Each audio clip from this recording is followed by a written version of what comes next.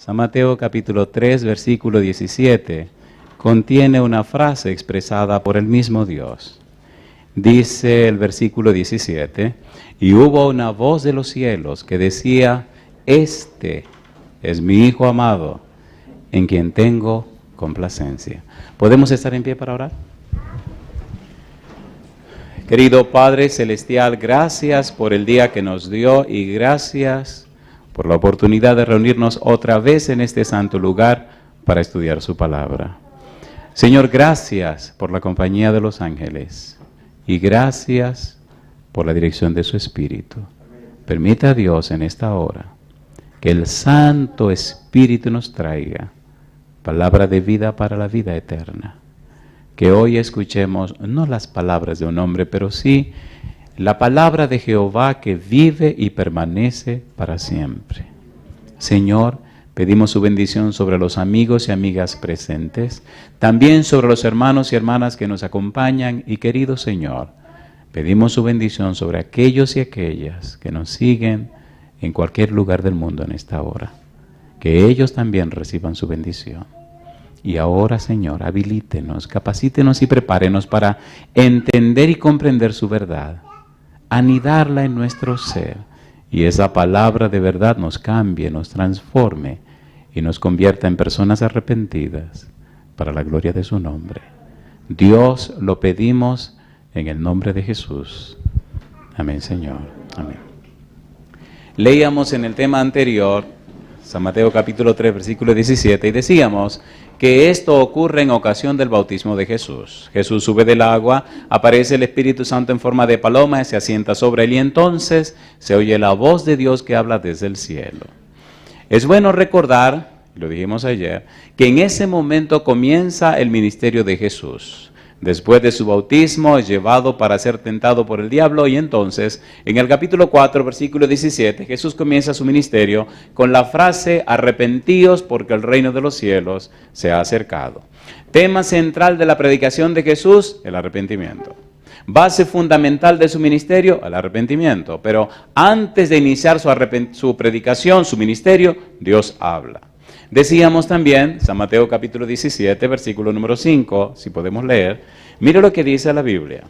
Ahora vuelve a hablar Dios otra vez y repite la misma frase. En el capítulo 3, versículo 16, Jesús comienza su ministerio.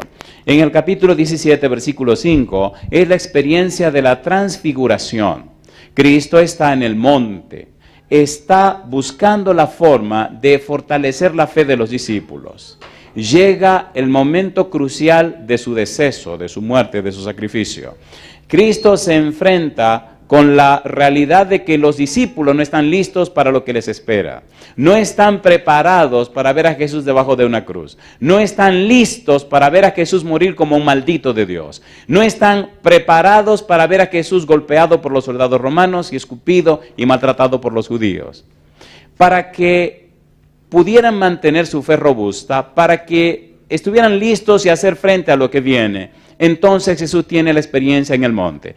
La Biblia nos dice que esa tarde, después de trabajar todo el día, al atardecer, el Señor Jesús escogió a 3 de sus discípulos, Pedro, Santiago y Juan, y subió con ellos al monte. Los demás quedaron abajo en el valle.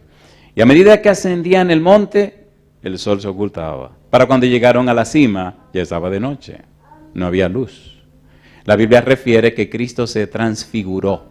Su vestido, su ser resplandeció de una manera maravillosa y todo el monte se llenó de luz. Juntamente con Jesús, dice el capítulo 17, aparecieron Elías y Moisés. Usted sabe que Elías fue llevado al cielo en un torbellino, en un carro de fuego. Y usted sabe también que Moisés murió, pero en el libro de Judas dice que lo resucitó el arcángel Miguel y lo llevó al cielo. Así que 2 personajes de la tierra, Moisés resucitado y Elías que fue llevado en un carro de fuego, aparecen con Jesús en el monte de la transfiguración. Llama la atención que estos 2 personajes aparezcan. Pero lo que más llama la atención es que Dios hable en ese momento y refiera la misma frase. Primero, en el comienzo del ministerio. Y segundo, ahora que el ministerio concluye. Llama la atención que Dios dice lo mismo, versículo número 5. Capítulo 17, verso 5 dice, mientras él aún hablaba, Una nube de luz los cubrió, y he aquí una voz desde la nube que decía: este es mi Hijo amado, en quien tengo complacencia. La misma frase. Dios repite la misma frase. Parece que Dios tiene un empeño especial en esa frase. Esa frase, decíamos, será objeto de estudio por toda la eternidad, y toda la eternidad no será suficiente para explicar lo que la frase significa. Sin embargo, debemos estudiarla y entender y comprender lo que Dios dice, lo que quiere decir y cómo enseñar lo que Dios quiere decir. Este es mi Hijo amado, en quien mi alma toma complacencia. Decíamos en el tema anterior que Pablo trató de explicar la frase y nos dijo que la primera parte de la frase, mi Hijo amado, que Dios toma del Salmo 2, versículo 7, es y se refiere a Cristo como el Hijo de Dios, un título que adopta el Mesías para venir a la tierra. Cristo es Hijo de Dios por un decreto, versículo 7, capítulo 2 de Salmos. Así que es un título, Hijo de Dios. Cristo es el Mesías, el ungido en hebreo, y el Cristo, el Mesías, en griego. Es Dios que se hace hombre. En el libro de Isaías, capítulo 7, versículo 14, anunciaba precisamente esto. Mire qué cosa linda. Capítulo 7, versículo 14 del libro de Isaías. Mire lo que dice la palabra de Dios y cómo se cumple en la persona de Jesús en este tenor. Dice el versículo 14. Por tanto, el Señor mismo os dará señal. He aquí que la Virgen concebirá, ¿y qué sigue diciendo? Y dará luz un hijo y llamará su nombre Emmanuel, que significa Dios con nosotros. San Mateo capítulo 1, versículo 21 al 23 nos refiere a la misma historia y nos dice que Emmanuel significa Dios con nosotros. Cristo es Dios con nosotros. Pero el punto nuestro es, ¿por qué Dios dice la frase, este es mi Hijo amado en quien tengo complacencia, cuando empieza el ministerio Jesús? ¿Y por qué lo repite cuando concluye su ministerio? ¿Qué ocurre en la vida de Jesús que enfoca la frase de Dios dos veces en dos ocasiones distintas? Recuerde que hablábamos ayer diciendo que la frase en quien mi alma toma contentamiento, Dios la refiere de Isaías 42, versículo 1, donde habla acerca del siervo sufriente, mi siervo, mi escogido, en quien mi alma toma contentamiento. Y decíamos también que la palabra siervo en la Biblia no necesariamente significa lo mismo que significa en el mundo secular. Siervo, esclavo, en el tenor de la Biblia, según Éxodo 21, nos habla y nos presenta un caso distinto al secular, al caso de afuera. Un siervo judío, un esclavo judío con otro judío, solamente era esclavo por 6 años. Al 7º año quedaba libre. Un esclavo judío de otra persona judía tenía derechos y también tenía privilegios. Si el amo maltrataba al esclavo, maltrataba al siervo, habían ciertas atribuciones que favorecían al esclavo. Y una cantidad de leyes que puede leer en el capítulo 21 de Éxodo 21. Pero es bueno saber también que hasta los reyes se llamaban siervos de Dios, esclavos de Dios. Los profetas, funcionarios del gobierno, etcétera, etcétera, etcétera. De modo que cuando Dios dice, mi siervo que yo escogí, en quien mi alma toma contentamiento, se está refiriendo a un aspecto especial de la persona de Jesús. Está refiriéndose al siervo sufriente. Se refiere al Cordero de Dios. Vayamos rapidito a Isaías capítulo 53 y enfoquemos en qué sentido se refiere a todo esto, para entrar en el tema de esta ocasión.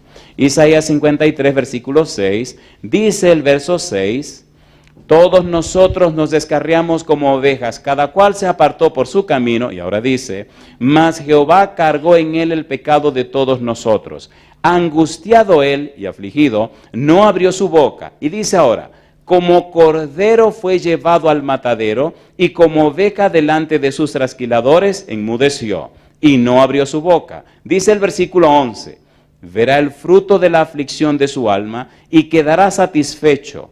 Por su conocimiento justificará mi siervo justo a muchos y llevará las iniquidades de ellos. Dice, Jehová cargó sobre él el pecado de todos nosotros. Habla de el Cordero. Cuando Juan comienza su ministerio y se encuentra con Jesús, San Juan capítulo 1, versículo 29, dice, he aquí el Cordero de Dios que quita el pecado del mundo. Aquí comenzamos. El Cordero de Dios que quita el pecado del mundo. En el versículo 36 repito otra vez la misma frase. Es bueno saber, y también es bueno leerlo, que esta frase, este nombre aparece solo 4 veces en la Biblia. Leamos, por ejemplo, en Hechos capítulo 8, versículo 32, la misma palabra Cordero. Gracias a Dios tenemos la Biblia en español, pero algunas personas deberían estudiar un poco los idiomas bíblicos para darle matiz, sentido, significado a lo que se estudia. Y quiero decir esto. Cuando leemos la palabra Cordero en Juan 1:29 y el versículo 36, y ahora en Hechos capítulo 8, versículo 32, y en Primera de Pedro 1:19, cuando leemos la palabra Cordero, tiene un significado distinto a cuando leemos la palabra Cordero en el libro de Apocalipsis. La palabra Cordero que aparece en esos 4 versículos que mencionamos, tiene mucho que ver con Mateo capítulo 3, versículo 17. Y la otra palabra Cordero de Apocalipsis tiene mucho que ver con la frase que Dios dijo allá en el monte. De allí la importancia de lo que estamos estudiando. Recuerde que decíamos que cuando Dios habla, cuando Dios dice algo, dice más de lo que se dice. Hay una ciencia llamada hermenéutica que estudian los teólogos y los exégetas bíblicos, y esta ciencia trata de la correcta interpretación de la Biblia. La hermenéutica tiene que ver también con la exégesis, también tiene que ver con una cantidad de aspectos interesantes. La exégesis no es más que el estudio del texto, del versículo, quién lo dijo, cuándo lo dijo, cómo lo dijo, por qué lo dijo, a quién se lo dijo, qué significa lo que dijo, etcétera, etcétera, etcétera. Los teólogos se complican mucho la vida, pero bendito sea Dios. Sacan muchas cosas buenas, a veces se confunden tanto la vida que hasta ellos mismos se confunden, pero bendito sea Dios. Sin embargo, la Biblia sigue firme y sigue siendo una bendición. La hermenéutica nos ayuda a entender la palabra de Dios. Ustedes notarán a medida que avancemos cuán importante es comprender que la palabra Cordero, en el momento que Juan lo dice, es distinto a cuando lo dice el libro de Apocalipsis. Cuando Juan el Bautista dice, este es el Cordero de Dios, tiene un significado. Pero cuando Juan el Evangelista en Apocalipsis dice, el Cordero inmolado, tiene otro significado y es otra palabra. Y tiene una connotación más grande y profunda, que nos ayuda a entender el pensamiento de Dios cuando habló en San Mateo capítulo 3, versículo 17. En Mateo 3:17, Dios habla antes de Cristo comenzar su ministerio. Y en el capítulo 17 habla cuando está concluyendo su ministerio. Lo que Dios está diciendo en estas 2 frases significa todo el plan de salvación, significa todo el haber humano, significa todo lo que el hombre puede entender y comprender, significa una revelación trascendente de Dios. Dios se está refiriendo a un ser divino, un ser monogénez, un ser único, un personaje que no existe otro en todo el universo. No hay otro personaje que siendo Dios se hiciera hombre. No hay otro personaje como Cristo Jesús. No hay nadie como Él, ni en el cielo, ni en la tierra, ni en ninguna parte. De allí la importancia de entender el pensamiento de Dios. La importancia de entender lo que Dios dice y lo que quiere decir. Cuando somos cristianos y conocemos a Dios, cuando somos cristianos y entendemos a Dios, cuando somos cristianos y nos relacionamos con Dios, entonces la vida tiene otra dimensión.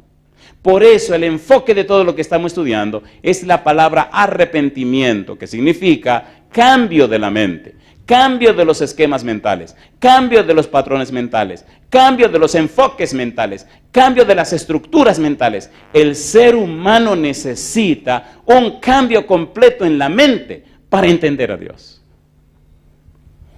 Es tan serio el asunto que Jesús dijo, y como en los días de Noé. En los días de Noé vivía la generación más longeva de la tierra. La gente que vivía más años. Número 1. Número 2, las personas que nunca se enfermaron. Número 3, personas con una capacidad mental que jamás puede ser igualada. Número 4, el avance de una tecnología que todavía hoy no se conoce. Número 5, un ambiente distinto a la tierra que conocemos hoy. La tierra jamás era como hoy ahora. Completamente un paraíso. Y sin embargo, el poder mental, la capacidad mental de esa gente no entendieron a Dios. Interesante. Entonces necesitamos la experiencia del arrepentimiento. Todo lo que estamos estudiando ahora es viendo lo que Dios hace para que usted tenga derecho y acceso a un cambio de la mente. Hasta dónde Dios invirtió para que usted tenga ese cambio de la mente. Leamos capítulo 8, verso 32 del libro de los Hechos. Mire qué cosa linda. Dice el verso 32. El pasaje de la escritura que leía era este. Como oveja a la muerte fue llevado, y como cordero mudo delante del que lo trasquila, así no abrió su boca. Amnos es la palabra, cordero. En 1 de Pedro capítulo 1, versículo 19, aparece la misma palabra. La palabra cordero, con un significado tierno, un significado hermoso, un significado profundo. Un significado que cuando usted lo entiende, no puede evitar cierta emoción interna, porque es doloroso entender el valor de esta palabra. Dice el verso 19, sino con la sangre preciosa de Cristo, como de un cordero sin mancha y sin contaminación. La idea de amnos es, este es el cordero que fue separado, apartado para el sacrificio. Es el cordero que el día 10 se escogió para sacrificarlo el día 14. Imagínense el amor que debe existir en un pastor que escoge su cordero el 10 y sabe que lo tiene que matar el 14. ¿Saben cómo son las ovejas? Me llama la atención que Rosalía conoce muy bien las ovejas. Y me enseñó algunas ovejitas en su cámara. Las ovejas son. Y ahora una pregunta. ¿Verdad que toda vez que se habla de muerte es sinónimo de dolor? ¿Sí o no? La palabra amnos significa el cordero que Dios provee para el sacrificio. El cordero que Dios escogió para el sacrificio. El cordero de Dios. La paga del pecado es la muerte. Dios escogió a su propio Hijo para ese sacrificio. Pero el Hijo aceptó la escogencia de Dios. ¿Recuerdan la experiencia de Abraham? ¿Recuerdan que Abraham le falló a Dios? ¿Recuerdan o no se acuerdan? ¿Recuerdan que Dios le dijo que Sara tendría su bebé? Y él no esperó. Tuvo su situación con Agar. ¿Recuerdan lo que le pidió Dios en Génesis capítulo 22? Toma a tu hijo Isaac, tu único a quien amas, y sacrifícalo en el monte que yo te diré. Cuando llegaron al monte, hubo un momento interesante y emocionante. Abraham le dijo a los criados, quédense aquí, que yo voy a subir con el muchacho. Lo interesante es que llevaban un cuchillo, llevaban leña y llevaban fuego. Pero algo estaba raro aquí, descubrió Isaac. Algo como que aquí faltaba algo. Génesis capítulo 22. Mire la pregunta del muchacho. Me gusta este incidente, este momento, porque me hace pensar en Dios. Por eso la frase en quien mi alma toma contentamiento es tan especial y tan profunda y tan importante.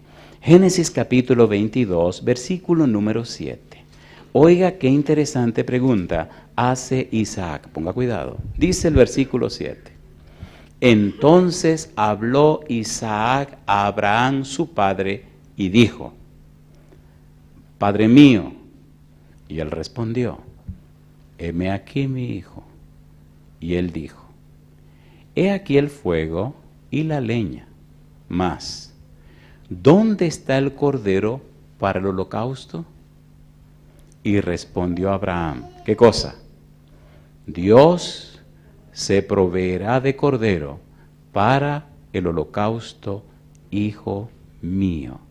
E iban juntos. ¿Cuántos hijos tenía Abraham en ese momento? Ustedes saben que había otro, ¿verdad que sí? Estaba Ismael, pero ¿cuál era el hijo de la promesa? Isaac. ¿Cuál fue el hijo que Dios le prometió? Isaac. Y si Abraham sacrifica a Isaac, ¿qué iba a pasar con el hijo de la promesa? Buena pregunta, ¿verdad? Ahora Isaac le dice, ¿dónde está el cordero para el holocausto? Aquí está la leña, aquí está el fuego, está el cuchillo, pero la respuesta de Abraham, Jehová se proveerá de cordero para el holocausto. Jesús dijo una frase: Abraham vio mi día y se gozó. Mi pregunta para usted: ¿fue interesante y doloroso el momento cuando Abraham tuvo que tomar el cuchillo, explicarle a su hijo que él era el cordero, subirlo encima del altar con la leña, tomar el cuello del muchacho y antes de aquello despedirse de su hijo? Oiga, vamos a ponernos claro, ¿era obediente Isaac? Mamacita linda, con un muchacho de hoy día le hacen ese relajo y sale disparado de ese monte que todavía estuviera corriendo, ¿sí o no? Usted está loco. Isaac se quedó tranquilo. Y después que se despidieron, después de las lágrimas, me imagino el muchacho haciendo un par de preguntas. Papá, pero ¿y entonces? Imagino a Abraham diciéndole: mira mi hijo, yo voy a hacer la voluntad de Dios, pase lo que pase. Ya le fallé una vez y no voy a fallar otra vez. Dice la Biblia que cuando Abraham bajó el brazo para cortar el cuello de su hijo, el ángel le sostuvo el brazo y le dijo: ahora sé que temes a Jehová.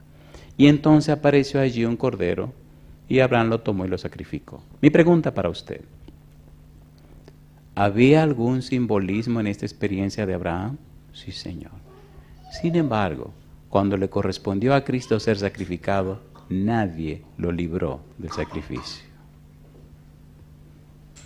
La frase en que mi alma toma complacencia nos dice a nosotros, le dice a usted y me dice a mí, que el amor que Dios tiene por usted es tan grande que usted necesita una mente distinta para entender el grande amor de Dios. ¿Sí o no? ¿Sí o no? Póngase a pensar, el todopoderoso Dios sin poder. En Getsemaní Jesús gritó: Dios mío, si es posible, pase de mí esta copa, mas no se haga mi voluntad, sino la tuya. Yo pregunto, ¿fue fácil ese momento para Jesús? No. ¿Fue fácil para Dios? No. Sin embargo, Dios se mantuvo firme y Jesús se mantuvo firme. Leíamos anoche en 1 de Pedro 1, 19 y 20 que este cordero fue apartado desde antes de la fundación del mundo. Sabían que ese día llegaría, sabían que ese momento llegaría. Y me llama la atención San Juan capítulo 17, versículo 1, una frase que siempre suena en mi mente. Juan 17, 1, esta frase, hace algún tiempo trabajamos con ella, pero siento la necesidad de trabajarla más. Juan 17, versículo 1. Mire lo que dice el versículo 1. El Señor Jesús preparándose ya para el sacrificio. Dice el verso 17, capítulo 1, versículo 17. Capítulo 17, versículo 1. Estas cosas habló Jesús y levantando los ojos al cielo dijo, ¿qué cosa? Padre, la hora ha llegado. ¿Cuál hora? La hora del sacrificio. Una hora recordada, una hora anunciada, una hora estudiada, meditada, razonada desde antes de la fundación del mundo. Ha llegado la hora donde el cordero que fue apartado tiene que ser sacrificado. Ya ahora no es un amnos, sino un arnión. Ahora no es un cordero que se aparta para el sacrificio, no. Ahora será un cordero que ya le cortaron el cuello, un cordero que ya se desangró, un cordero que ya fue sacrificado. Por eso es tan importante entender la frase de Dios en quien mi alma toma contentamiento.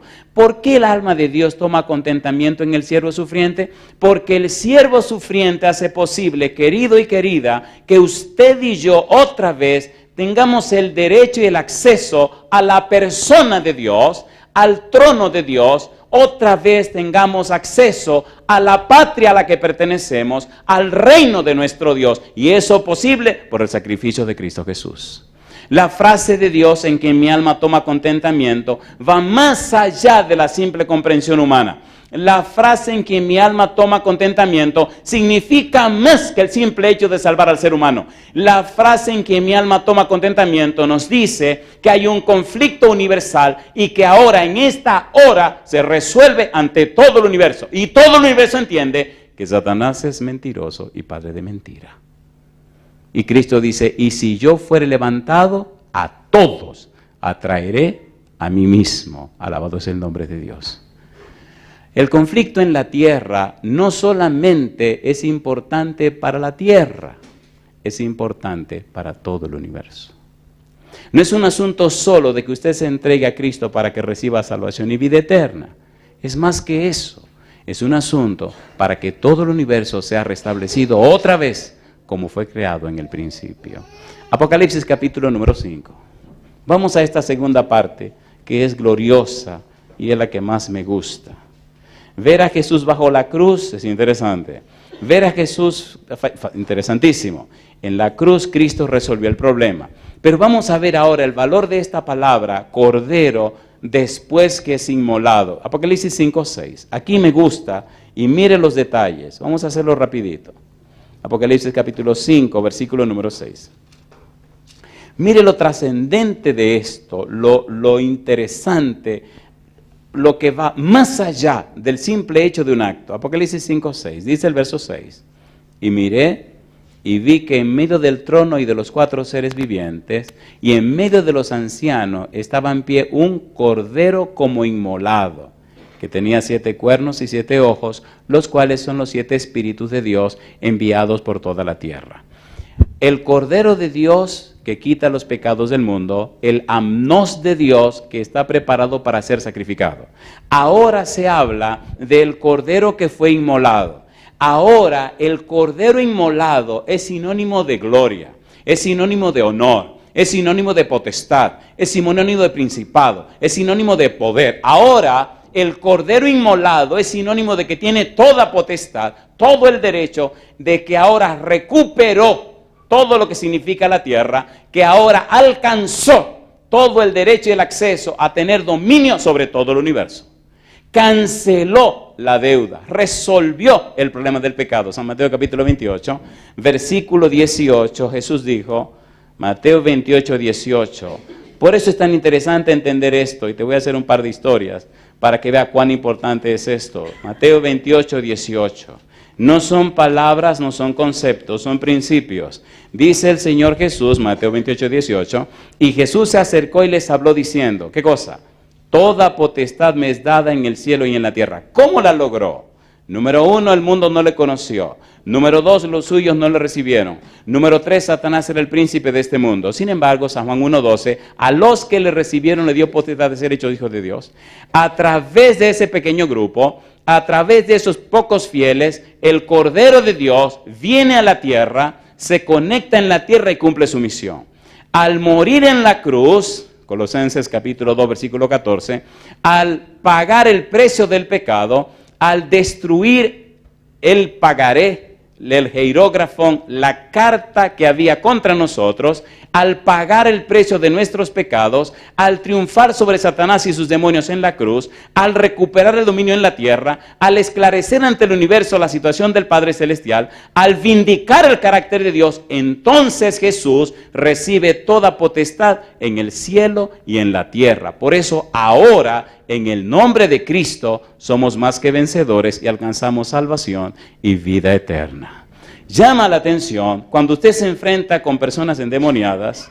Llama la atención cuando usted tiene que encarar a un demonio, la forma como tiemblan cuando usted menciona el nombre de Jesús. Pero cuidado, no es solo mencionar el nombre de Jesús. Asegúrese de usted estar conectado con Jesús. Hay un poder en el nombre de Jesús. Hay un poder en los hijos de Dios que sirven y rinden honor a Jesús, que hace temblar a las fuerzas del enemigo. ¿Recuerdan ustedes que cuando Jesús terminó su sermón del monte, bajó del monte y se encontró al pie del monte con un leproso? San Mateo capítulo 8, versículo 1 y 2. El leproso le dijo, si quieres, puedes limpiarme. Jesús lo tocó y dijo, quiero, sé limpio, y lo sanó. Cristo entonces toma la barca para cruzar el lago y llegar a la ciudad o a la zona de Gadara. Cuando tomó el barco, quedó dormido y vino una terrible tormenta. Los discípulos lo despiertan, Jesús se despierta, mira el alboroto, mira lo que está pasando y le dice al mar, calla, enmudece.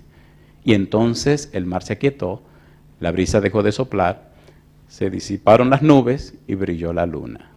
Los discípulos se preguntaron, ¿quién es este que aún el viento y el mar le obedecen? Llegaron al otro lado del lago. De repente, al comenzar a caminar, viene un endemoniado gadareno. Dice la Biblia que era una persona que tenía una legión de demonios. 6.500 demonios, si tomamos en cuenta una legión romana. Cuando el endemoniado se encara con Jesús, cae a sus rodillas y le dice, ¿qué tienes con nosotros, Jesús, Hijo del Altísimo? ¿Por qué me atormenta? Ha venido a atormentarnos antes de tiempo. Y allí comienza el diálogo hasta que Cristo libera a aquel hombre, retira a los demonios. Entonces la gente de la ciudad de Gadara le dicen a Cristo que se vaya de sus contornos. Cristo toma la barca y regresa otra vez a la ciudad. Cuando llega al otro lado del lago, se encuentra con Jairo. Y entonces Jairo le dice, mi hija está muy enferma, ven a la casa y pon tu mano sobre ella y sanará. Cuando Jesús va con Jairo del lago para la casa de Jairo, en el camino se encuentra con una mujer que tiene una enfermedad hacía 12 años. Tenía un problema de flujo de sangre, un problema de hemorragia. Nada la curaba, nada la sanaba. Los médicos habían hecho de todo y no podía, había gastado su fortuna. Y ella puso en su mente, si yo me acerco a Jesús, si yo toco su manto, yo sé que me sano. Se abalanzó contra la multitud, atravesó por entre toda la gente, se acercó donde estaba Jesús, caminando en la multitud, y tocó su manto. La Biblia dice que inmediatamente se paró su flujo de sangre. Cristo se detuvo e hizo una pregunta. ¿Quién me ha tocado? Pedro le dice, ¿cómo que quién te ha tocado? Si la gente te tira de un lado para el otro y te empuja de un lado para el otro. Jesús dice, no. Yo sentí que de mí salió poder. Déjame detener un minutito aquí para que reflexionemos juntos tú y yo en esta frase de Jesús. ¿Quién me ha tocado? Las iglesias llamadas cristianas están llenas de gentes. El mundo está lleno de gente, llamados cristianos. La pregunta es, ¿por qué hay tan poco poder en el mundo cristiano? ¿Lo tocó la mujer? Lo tocó. ¿Se sanó la mujer? Se sanó. ¿Cuál era la diferencia entre el toque de la mujer y el toque de las demás personas? ¿La mujer tenía una necesidad? ¿Sí o no? ¿Se le estaba yendo la vida? Cuando una persona está por perder la vida, pone todo su empeño en lo que le puede salvar. ¿Sí o no? Le voy a contar una historia de un jovencito que conocí cuando yo tenía 21 años. El muchachito se le hizo un hoyo en los intestinos y se desangró. Se estaba muriendo.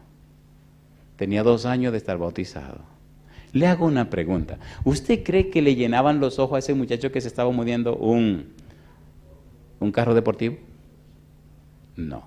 Una persona que está para morir, no hay nada en este mundo que le llame la atención. Lo único que anhela es la salud. Y lo más importante en su vida. Y con 21 años, entonces le oré a Dios. Le dije, Señor, usted había dicho que yo sería un predicador y ahora me estoy muriendo. Y puse todo mi empeño en pedir a Dios que cumpliera su palabra. Le garantizo que no me morí. Ya tengo 51 años y sigo dando guerra y carpeta. A veces se hace necesario caer en una crisis para poder hacer y lograr lo que Dios quiere en nuestra vida. ¿Es así o no es así? No es 1 ni 2 los generales, hombres y mujeres, que he tenido que ir a ver al hospital porque fueron tan testarudos, tan terribles, que ahora en la cama, mirando al techo, se dieron cuenta que no vivieron la vida como Dios quería. Pero mire qué cosa linda, Dios no guarda rencor.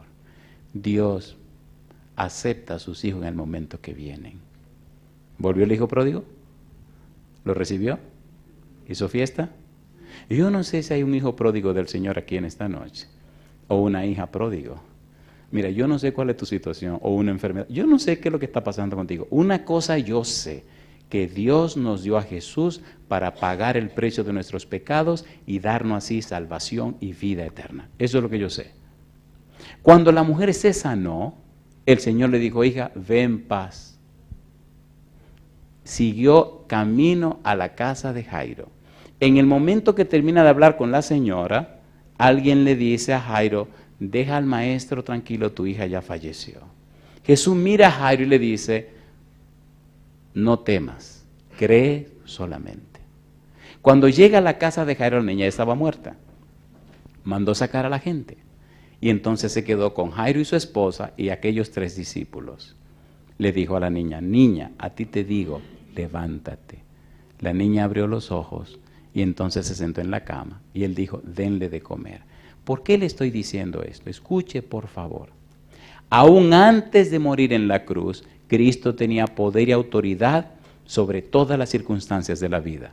Y ahora, después que muere en la cruz, después que es el arnión, el cordero inmolado, mire lo que dice la Biblia, mire qué cosa linda, Apocalipsis capítulo número 5. Y esta es la parte que más me emociona, porque es un derecho legal que puedo esgrimir contra Satanás y contra cualquier circunstancia, donde quiera que estoy, porque Cristo ya venció en la cruz. Apocalipsis capítulo número 5. Versículos 6 ya lo leímos, versículo número 8. Dice el verso 8, Apocalipsis 5, 8, y cuando hubo tomado el libro, los 4 seres vivientes y los 24 ancianos se postraron delante del Cordero. Todos tenían arpas y copas de oro llenas de incienso, que son las oraciones de los santos. Y escuche, y cantaban un nuevo cántico diciendo, digno eres de tomar el libro y de abrir sus sellos, porque tú fuiste inmolado y con tu sangre nos has redimido para Dios de todo linaje y lengua y pueblo y nación. Le pregunto a usted, ¿tuvo sentido la muerte de Cristo en la cruz del Calvario, sí o no? Cuando Dios dice, en quien mi alma toma contentamiento, nos está diciendo, este siervo sufriente, este es el Cordero de Dios, este es el personaje que resolverá el problema del pecado. Esta es la llave de entrada otra vez en el reino de los cielos. Este es el que tiene acceso para que el Espíritu cambie y transforme tu mente y tu corazón.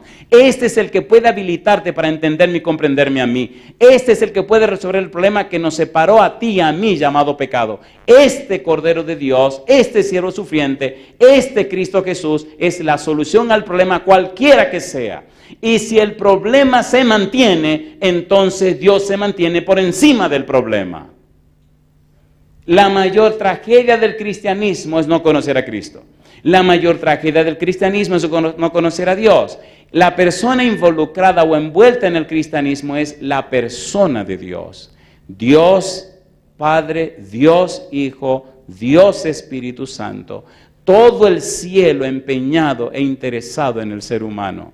Todo el cielo enfocado en guiar y dirigir la vida del ser humano. Número 1, Apocalipsis capítulo 5, versículos 6, 8 y siguiente, presenta a Cristo como el centro de los ángeles, el centro de los redimidos y el objeto de su adoración. Capítulo 7, versículo 17, presenta nada más y nada menos que a Jesús como el conductor y pastor de los santos. Capítulo 21, versículo 23, lo presenta como la luz de la santa ciudad. Capítulo 6, versículo 1 y 16, presenta a Cristo como aquel a quien se le ha entregado todo juicio, toda justicia, aquel en cuya mano se deposita todo, porque cumplió y alcanzó aquellos parámetros establecidos por Dios. Pastor Portes, ¿y por qué esto es tan importante para nosotros? El Señor Jesús dijo, el que no naciere de nuevo, no entrará en el reino de los cielos. La palabra de Dios establece, necesitamos ser arrepentidos para entrar en el reino de los cielos. El apóstol Pablo dijo, necesitamos la renovación de nuestro entendimiento. Querido o querida, es imposible entender a Dios con una mente carnal. No importa cuánto te esfuerces, necesitamos la unción y dirección del Espíritu para entender las cosas espirituales, porque las cosas espirituales se disciernen espiritualmente. Para que tengas acceso a esa comprensión, para que tengas acceso a ese entendimiento, Dios nos dio a Jesús para pagar todos los costos y todo el precio necesario para Él otra vez reconciliarse contigo y reconciliarse conmigo. Volver otra vez a la patria del Padre, volver otra vez a la casa de Dios, volver otra vez a la familia celestial. Todo el trabajo, todo el sacrificio, todo el empeño de Dios para abrir un camino, una senda, donde puedas transitar y regresar otra vez al seno de nuestro Padre Celestial. En el libro de Efesios, en el capítulo 2, el versículo 19, me ayuda a pensar en Dios como un padre y tiene una familia. Dice el versículo 19, así que ya no sois extranjeros ni advenedizos, sino conciudadanos de los santos. ¿Y qué dice ahora? Y miembros de la familia de Dios. ¿Te gustaría ser miembro de la familia de Dios? Estaba en una ciudad y una noche vino una dama. Hay personas en este mundo de cuya vida se sabe poco y lo poco que se sabe no es suficiente para entender situaciones que ocurren. Esta dama se ganaba la vida de una manera muy extraña, no asunto de hombres o de sexo, no. Se ganaba la vida atracando a la gente, se ganaba la vida matando a la gente si era necesario.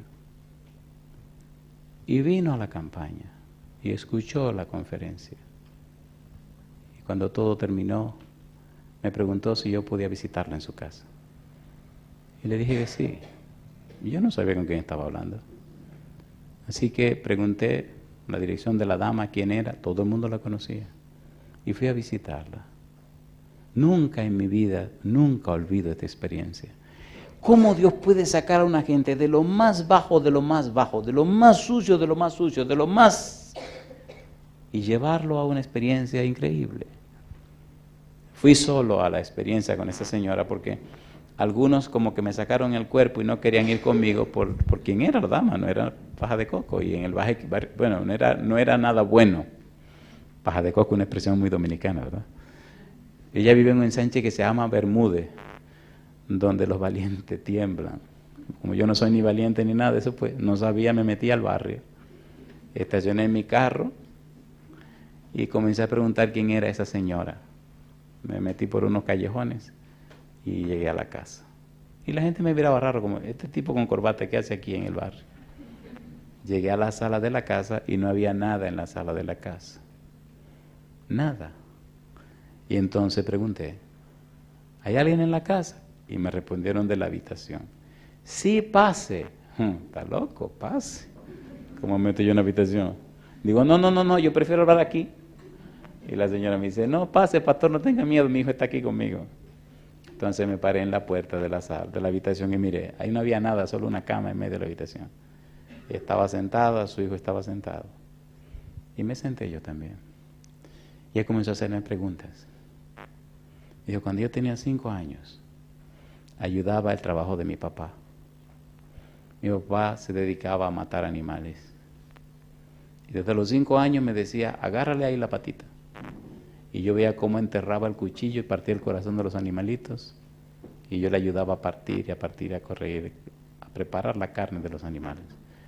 Yo me crié mirando los cuchillos entrar a los cuerpos y salir. Y se me hacía fácil ver cómo un cuchillo entraba y salía. Crecí, fui muy hermosa, tenía el pelo bien largo, los hombres me codiciaban. Pero aprendí a pelear aquí en el barrio con los puños y con los pies. Podía pelear hasta con 3 hombres y le ganaba. Y me fascinaba pelear con cuchillo. Mire, me enseñó los brazos todos llenos de cicatrices. Y me enseñó parte de... A mí me fascinaba pelear, me encantaba pelear. Y entonces dije, no, pero espérate, hay que sacarle beneficio a esto. Y empecé a atracar gente a ganar dinero. Y comenzó a contarme las experiencias espantosas que yo no voy a decir jamás. Y otras cosas más. Entonces me dijo, ¿usted cree que Dios me puede perdonar a mí? La Biblia dice, y creo que usted lo ha leído también, la sangre de Jesucristo, su Hijo, nos limpia de todo pecado. ¿Eso es verdad o es mentira? ¿Es verdad o es mentira? ¿La muerte de Cristo en la cruz del Calvario pagó el pecado de todos nosotros, sí o no? ¿Ya Cristo fue inmolado, sí o no? Pues sí, y Dios cumple su palabra. Esta mujer comenzó a llorar. Y entonces me preguntó, pastor, ¿usted se atreve a bautizarme a mí en la iglesia? Porque déjeme decirle, Andrés no lo va a dejar. Andrés era el primer anciano que conocía a esta señora desde que era una niña. Y conocía la pieza que era. Y empezó a contarme de los miembros de la iglesia, del daño que ella le hacía y todas las cosas que le hacía. Yo le pregunto a usted, ¿tiene Dios poder para cambiar un corazón? ¿Tiene o no tiene? ¿Hay alguna persona aquí en la sala que haya sido tocado y cambiado o cambiada por Dios? ¿Hay alguna persona? ¿Puede levantar su mano? Alabado sea Dios. Así que no estoy hablando en falso. Llegó el día de la junta de la iglesia. Estábamos leyendo una lista larga de nombres. Esa campaña empezó para durar 3 semanas y duró 17 semanas. Una campaña maravillosa. Cuando dejé de último el nombre de esta señora, era el nombre número 38. Cuando yo leí el nombre de la amiga Bruna, hubo un silencio en la junta, compadre. Ustedes saben cómo somos nosotros. Y me dice el primer anciano, yo oí bien. Y yo le respondí con una sonrisa, usted oyó perfectamente. Y se le llenaron los ojos de lágrimas. Y me dijo, ¿y quién puede impedir lo que el Espíritu puede hacer? Y yo hago una pregunta esta noche. ¿Es el cielo para los pecadores o es el cielo para los santitos? Bueno, vamos a decir que para los dos. Si usted se siente muy santo, bendito sea Dios. Venga a Cristo Jesús y Él le da salvación y vida eterna. Pero si usted es un pecador como yo, póngase en pie. Porque el cielo es para usted también. Esta noche yo quiero orar con los pecadores. Pero déjeme decirle con cuáles pecadores. La humanidad está en una crisis espantosa. Pero la humanidad es el resultado de las decisiones que hicieron los que se llaman padres y madres. ¿Sí o no? ¿Sí o no? Si usted papá o usted mamá fuera una persona arrepentida, con una mente cambiada, una persona nacida de nuevo, una persona completamente entregada a Dios, yo le pregunto, ¿verdad que su casa sería distinta? ¿Sí o no? Pero ¿verdad que sus hijos posiblemente serían distintos? En casa tenemos 3 hijos que Dios nos dio. Y mi esposa y yo hemos decidido servirle a Dios y vivir para la gloria de su nombre. Y hemos visto cómo Dios ha cuidado y protegido a nuestros hijos. Y a veces nos cuentan unas historias, son unos bárbaros, nos la cuentan después que la viven.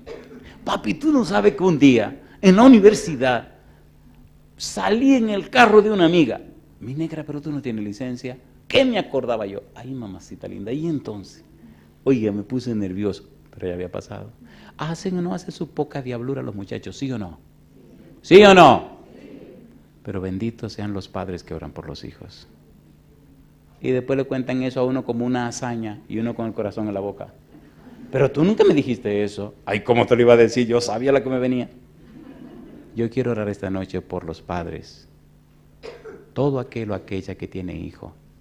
Y 2 cosas. Primero, oiga bien, sin emoción, con la sangre bien fría. Primero, si usted sabe que usted no ha sido el ejemplo y el modelo para su hijo o su hija, usted es la persona con la que yo quiero orar. Número 2, si usted ahora quiere que el Señor tenga derecho sobre usted y todo el poder del cielo trabajen en su vida para usted ser lo que debe ser, entonces yo quiero orar por usted. ¿Hay algún valiente, alguna valiente que se atreva a decir sí levantando la mano? Son demasiados. Son demasiados.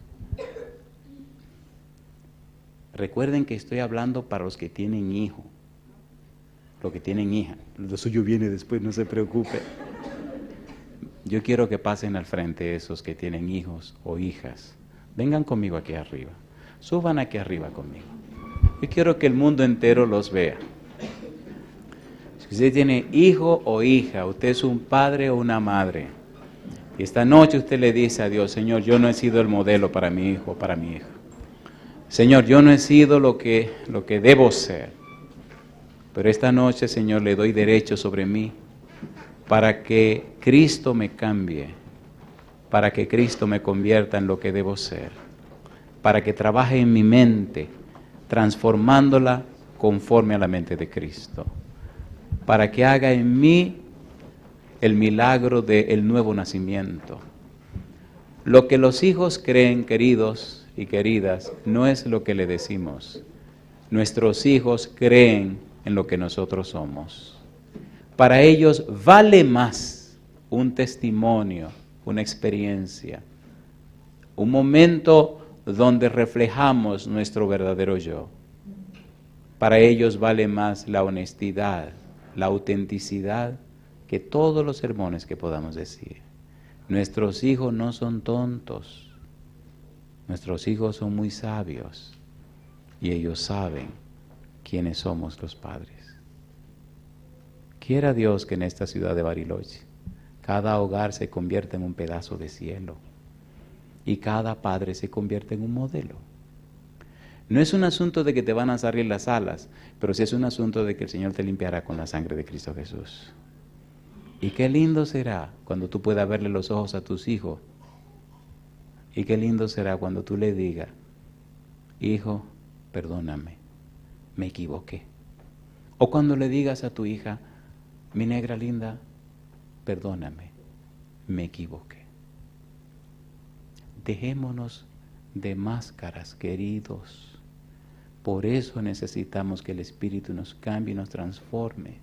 Porque Dios quiere salvar a la familia. El Señor no quiere dividir hogares. Su anhelo es reconciliar los padres con los hijos y los hijos con los padres. Es el mensaje de Elías, fue el mensaje de Juan el Bautista, es el mensaje del tiempo final. Es el mensaje que queremos predicar. Un papá arrepentido, una mamá arrepentida, un hijo arrepentido y una familia completa arrepentida, ungida del Espíritu Santo. Querido Padre Celestial, gracias por la reunión de esta noche. Gracias, Señor, por darnos a Cristo Jesús. Gracias porque antes de la fundación del mundo, usted escogió a Jesús para ser el Cordero de Dios que quita, que carga, que lleva el pecado del mundo.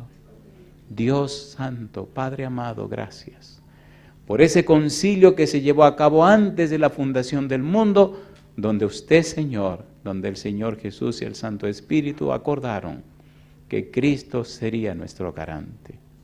Y gracias porque en el momento de la crisis, el Señor Jesús valientemente puso a un lado su capa real, puso a un lado su corona, entregó su cetro y vino a este mundo de oscuridad y de pecado a nacer como un niño indefenso.